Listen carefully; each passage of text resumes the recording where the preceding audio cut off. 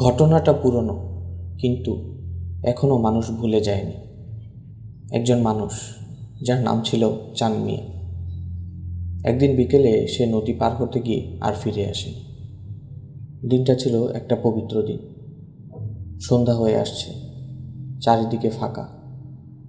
সে কারো কাছ থেকে কোনো নৌকা না পেয়ে নিজেই একটি কলাগাছ বুকের সঙ্গে বেঁধে নদীতে নেমে যায়। তারপর আর দেখা মেলেনি তার। অনেক খোঁজাখুঁজি হলো, ডুবুরি আসলো, জাল ফেলা হলো।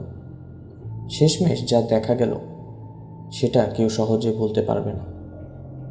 চাঁদ মিয়ার শরীরটা একদম শক্ত, আর তার বুকের সাথে তখনও জড়ানো ছিল সেই কলা গাছ।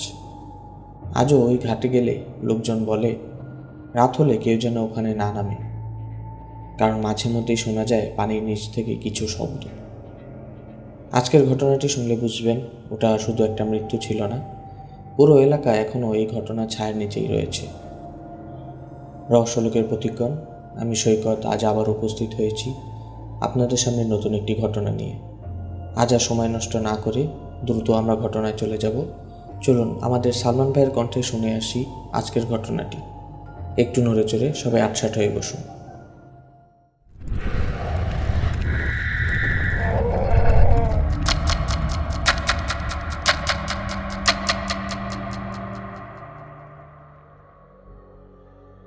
ঘটনাটা হচ্ছে একটা গ্রামে, বুঝছেন, আমাদের নিজেদের গ্রামে।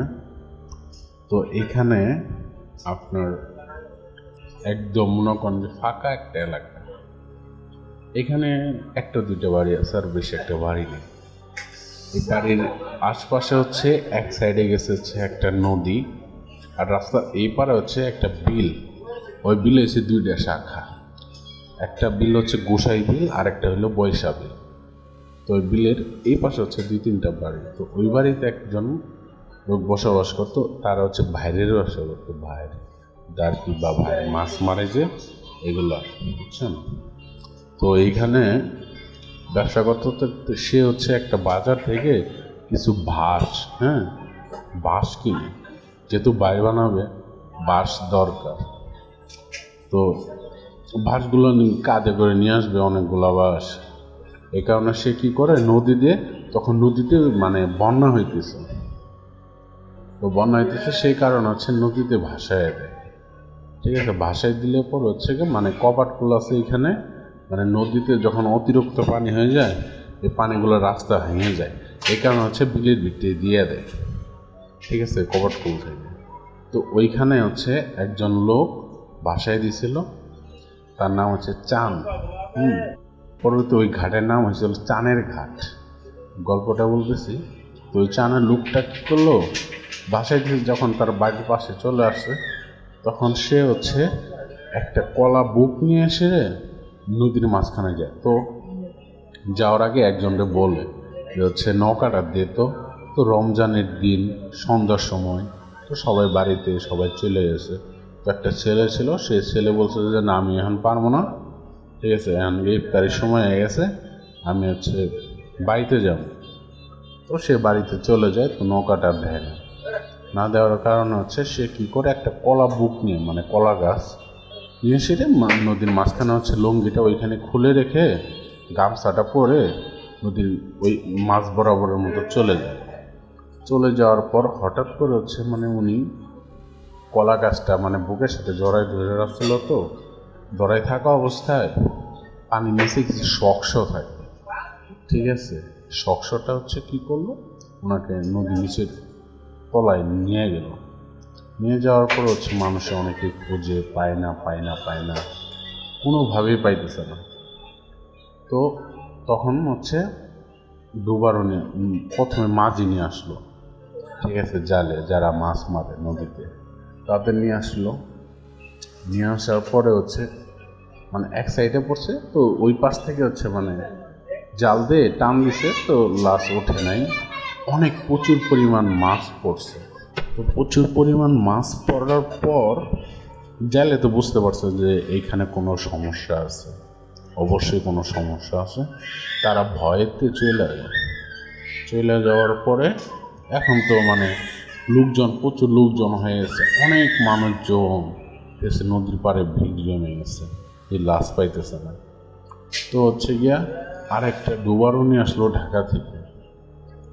ঢাকা থেকে ডুবারও নিয়ে আসার পরে হচ্ছে সে ভয় পাইল, পানি নিচে ডুব দিচ্ছে, ডুব দেওয়ার পর মানে শক্স দেখে অনেক ভয় পেয়ে গেছে, মানে এরকম শক্স সে কখনো দেখে নাই, দেখে নাই। তো তারপর হচ্ছে সে ভয়ের কারণে চলে গেছে। চলে যাওয়ার পর হচ্ছে আরেকটা নিয়ে আসছে। সে আমাদের মানে এলাকার ছিল, ডুবারু মানে পাশের এলাকার ছিল, পাশের গ্রামে। তো সে হচ্ছে বলতেছে আমার নিজের গ্রামে যেহেতু আমি যাই। তো উনি আসার পর পানির নিচে যায়। যাওয়ার আগে সবাই বলে লাইটগুলো বন্ধ করে দিতে, সবাই টর্চ লাইটগুলো বন্ধ করে দেয়। ফোনের লাইটগুলো বন্ধ করে দেওয়ার পর সে হচ্ছে আপনার মনে করেন যে একটা দড়ি দিয়ে যায়, দড়ি দেওয়ার পরে বলে যে এখানে 2টা দড়ি দিয়ে গেলাম।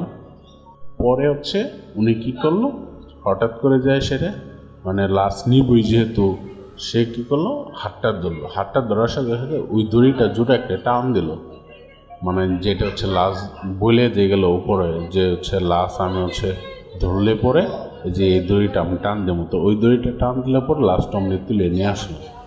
কিন্তু লাশটা এমনভাবে তুলে নিয়ে আসলো যে যেভাবে পানির নিচে অনেকে ডুবছিল, ঠিক আছে, ওইভাবেই লাশটা কলা বুক সহ ওইভাবেই ধইরা আছে।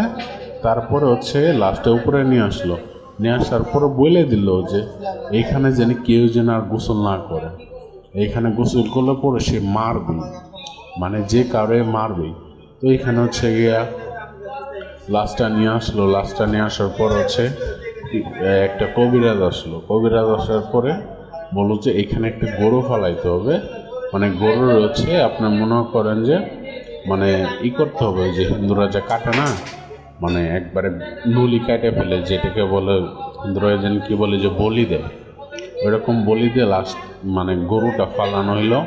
ফালানোর পরে হচ্ছে আর বেশি একটা সমস্যা হয় না। কিন্তু ওই ঘাটের নাম এখনও চানের ঘাট হয়ে গেছে।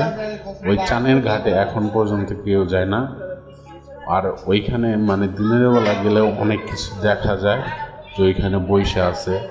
আর এইখানে হচ্ছে এখন পর্যন্ত কেউ মানুষজন যায় না, তো যায় না, মানে ওইখানে মানুষ যে চাষ করতো জমি জমা এগুলোও এখন পর্যন্ত চাষ করে না। কিন্তু এখনও মানুষজনের যদি ওইখানে যায় তাইলে হচ্ছে ওই জিনিসটা নাকি দেখতে পায়। ঠিক আছে, এটা হচ্ছে আমাদের নিজেদের এলাকার ঘটনা, একটা ঘটনা। আর বেশ কিছু ঘটনা আছে, ঠিক আছে, আমি আপনাকে পরে বলে দেব না। বাট এই ঘটনাটা একদম এলাকার ভিতরে তোলপাল শুরু হয়ে গেছিল। এখনও ওইখানে হচ্ছে প্রায় সময় দেখা যায় যে কিছু কিছু লাশ, ঠিক আছে, অটোমেটিক অনেক দূর দূর থেকে এসে ওইখানে ভাইসে ওঠে।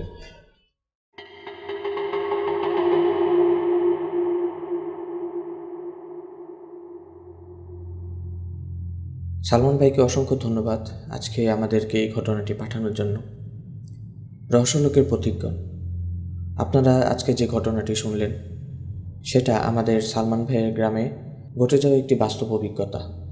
নদী, বিল বা পরিত্যক্ত ঘাটের মতো জায়গাগুলো অনেক সময় শুধুই প্রকৃতি নয়, তার ভেতরে লুকিয়ে থাকতে পারে অতীতের ভয়ানক কোনো ইতিহাস, রহস্য, এমনকি অতিপ্রাকৃত শক্তিও। বিশেষ করে সন্ধ্যার পর কিংবা একা একা এসব জায়গায় যাওয়া থেকে বিরত থাকুন।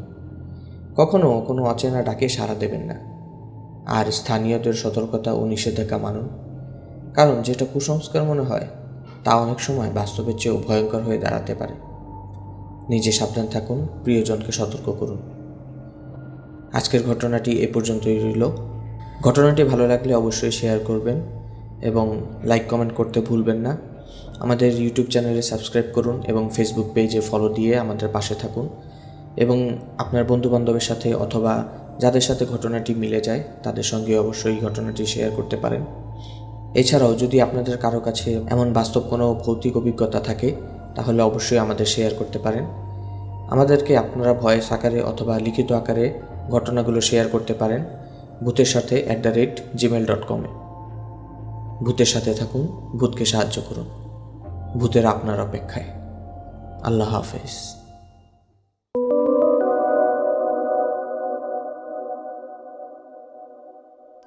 আজকের এই রহস্যময় যাত্রা এখানেই শেষ করতে হচ্ছে।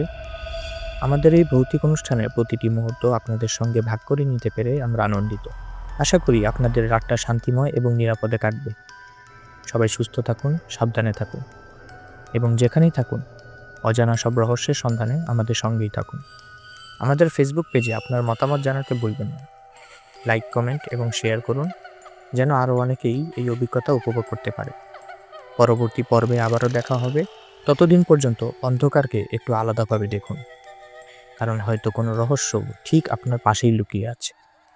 শুভরাত্রি।